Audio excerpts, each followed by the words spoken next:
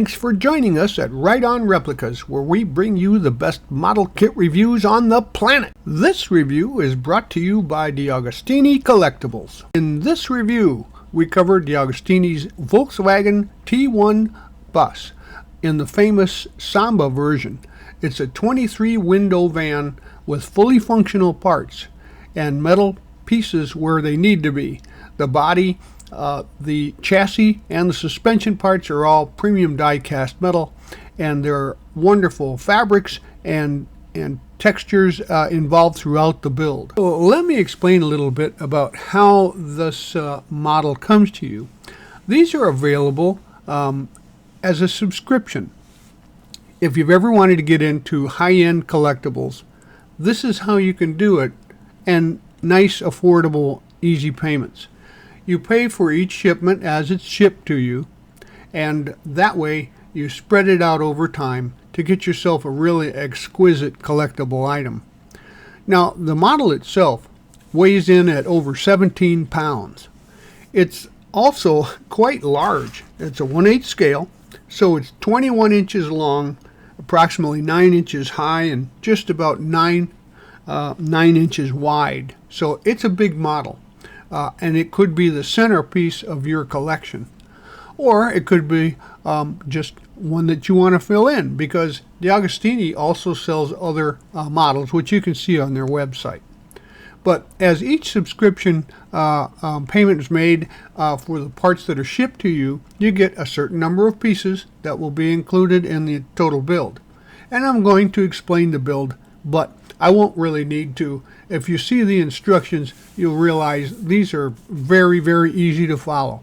And most of it is constructed simply with screws and press fits. So there's very little that you might need other in the way of tools, except for maybe a set of small screwdrivers, Phillips heads, a hobby knife, and some nippers for some of the things. But for the most part, this whole model is ready to assemble. In addition to the pieces that come in the shipments, you'll also receive a full color brochure of instructions, which in the beginning also includes a couple of pages of the entire history of the Volkswagen Transporter. And as you can see, also the step-by-step instructions are included as well. They're very easy to follow, so you can't really make a mistake. Wait, there's more. Along with your regular shipments, you'll also receive some exclusive gifts. These things come in certain measure with some of the packages that are shipped to you, and they're free. In addition to those gifts, you also can get yourself a 1/24 scale replica of the Samba by paying with PayPal. I think it's a pretty sweet deal overall. This review covers steps 16 through 22 of the Agostini Samba bus in 1/8 scale. Step 16 includes the left front seat back, and as you can see, it's a pretty simple affair. The backing is going to be applied to the front portion of the seat. The packaging for both the seat back and the seat itself are similar. They're in poly bags on hangers. You simply insert the seat back into the front of the back seat. You just slide it in there, make sure that the outer covering goes over the edges, and you see some metal down at the base there. That's to allow for some limited movement of the seat back. And next, the next step, the bottom of the seat is assembled in somewhat the same fashion. You insert the bottom into the padded portion, and then you use 4 screws to assemble that, to make sure that stays in place. With the bottom, this one showing it upside down, so you see where the pegs are aligned, or to be aligned into the padded portion. And in the next step, we'll be adding the bottom to the back there, and here are the 2 portions, are the 3 pieces then, after the assembly of the seat back, that we're going to put together. Once you get the piece inserted into the seat bottom, you can go ahead and use the 4 small screws to attach that permanently. And then there'll be 2 screws that we'll use to attach the seat back to the bottom. And you see here the metal hardware is facing each other. You've got the bottom on the left and the seat back on the right. And we're going to be putting those together with those 2 screws we showed earlier. I used the stub of a toothpick to align the brackets to help ensure guidance. And so then I started the one on the right and then removed the toothpick and added the one on the left. And so here you see the assembled passenger side seat, front seat there, and it's very realistic. It's got nice cushioning on it, and it's almost a dead ringer for the color scheme that was used in the Samba bus. Now, shipment number 5 begins with step 18, and that is the front seat's floor. So we'll continue on with some interior work and show you those right now. In step 18, you get the front seat's floor, and we're going to add the driver's seat to this platform. Here are the pieces and the parts that comprise the contents of this step. So now you can retrieve the driver's seat that we had constructed earlier, and we're going to add that to the upright rails that you see here. Now you can straddle the seat over those rails on the other side of this view, and they also act as slides. On the bottom there's a little retainer that is used to put itself into some detents so that the seat is actually adjustable, just like the real one.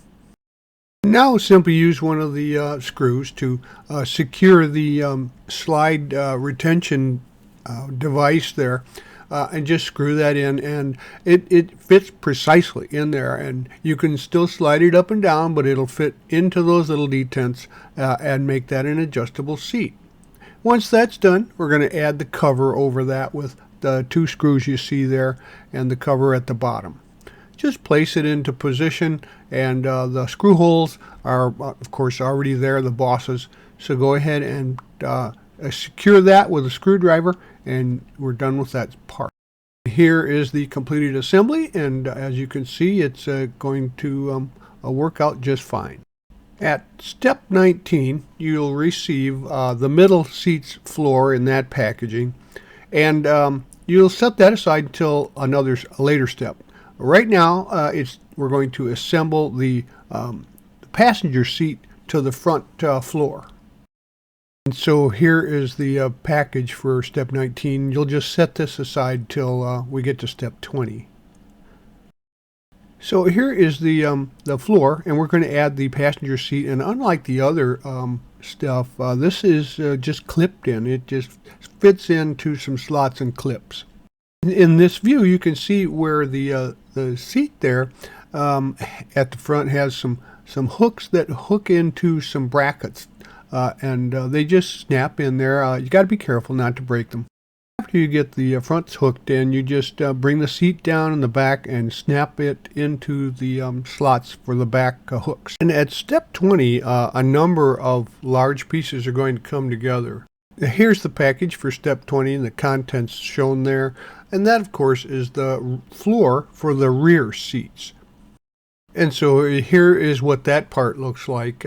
It's got some indents at the back there for part relief, but we'll be putting that together along with the other floor sections. So first we begin by adding the rear seat floor to the middle seat floor, and there are 5 screws that go in there. You can see the 5 loopholes there and holes in the rear section. They just match up and go together. Now, I found that there was a little bow there when I put those together to mock them up. So I decided that I was going to try and remedy that a little bit because I didn't have the rest of the model to make sure it would straighten out. I found that the edges where the parts touched were touching, and they seemed to impinge on each other a little bit. So I just used a coarse sand stick, and I took off just a minor amount, maybe 5/1000ths from each side, to put them back together. So you see here the 2 pieces, and we're going to mate those back together with the 5 screws into the screw holes there. And you're going to need to put those screws in from the bottom, and you need to seat them fully for it to be flat. So once you get those started, use the kit supplied screwdriver to really torque those into position, but not so much as to strip them out. And she'll lay nice and flat once you get them tight. And now we're going to add the front seat section to the middle section there. You can see there's 6 loops, and the screws will go in from the bottom. You just set that into position, and then I set it on its side, so that it didn't weigh too much. And then I began the process of just adding the screws on the underneath side, just like we did for the 2 back sections. But get those started and make sure that you tighten those up really well, and it makes a nice joint. There was no issues with fit there whatsoever. As you can see here, we have a pretty good sizable assembly going.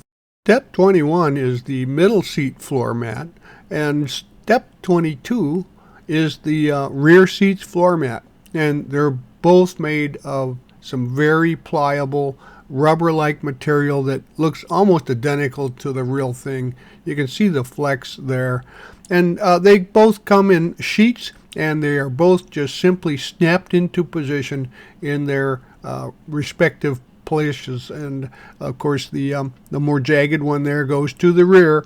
And so to install them, they simply use some small tabs on the underside and put them into position on the floor pans and press them into place. Well, that's it for construction, but wait, there's more. With shipment 5, you get this handy little storage box, and it's just right for putting some of those small pieces in that are left over or spares. It comes with dividers so that you can just add little compartments and move them around as you see fit. But you just go ahead and remove them from the strip there. I used a pair of side cutters, but you can use a hobby knife or a pair of scissors for that matter, and just place them in there at positions where you think you might need them.